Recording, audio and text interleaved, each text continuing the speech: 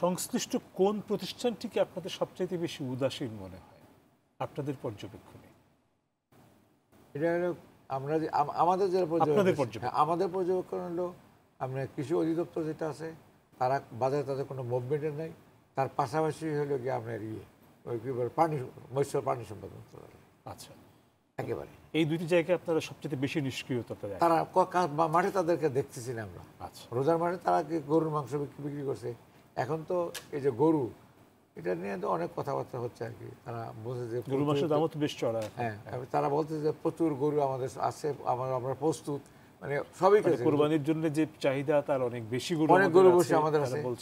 আমরা এটা তারা বলতেছে, আমার মনে হয় না যে তারা এটাকে সঠিকভাবে তাদের কাছে যেটা স্ট্যাটিস্টিক যেটা আনার কথা ওইটা নাই। এই যে আমাদের কাছে মজুদ আছে, সমস্যা হবে না, আমরা ছাড় দেব না, এই ধরনের কথাবার্তা তো আমরা শুনি। তো এই কথাবার্তাগুলি আসলে মাঠ পর্যায়ে আপনারা কি এর কোনো প্রতিফলন দেখেন? না না, আমাকে যদি জিজ্ঞেস করেন আমি সিম্পলি বলবো যে না। শুধু একমাত্র বাজারের মধ্যে মুভমেন্ট করতেছে, মনিটরিংটা করতেছে নিবিড়ভাবে, যতটুকু তাদের লোক বলে সেটা হলো ভোক্তা অধিদপ্তর, বাণিজ্য মন্ত্রণালয়ের আন্ডারে এই সংস্থারা কাজ আছে। এবং ওইখানে আমাদের মাহফুজ ভাইও জানেন আর কি, যে আমাদের যে শফিকুজ্জামান উনি কিন্তু ডেসপারেটলি উনি কাজটা করতেছে, ওনার কাজটা উনি করতেছে সারা বাংলাদেশে। যেমন আমাদের এই 25 তারিখে উনি রাজশাহীতে প্রোগ্রাম আছে, ওনারা যাবে।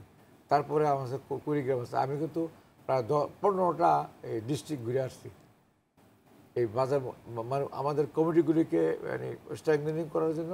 এবং ওইখানেও ভোক্তা অধিদপ্তরে যারা আছে আর কি, তারা ঢুকে হয়েছে একজন লোক আর একজন লোক কম্পিউটার ম্যান, এই হলো তারা দুজন লোক। কিন্তু ক্যাব তারা যখনই যে প্রোগ্রামে যায় ক্যাবকে সাথে নেয়।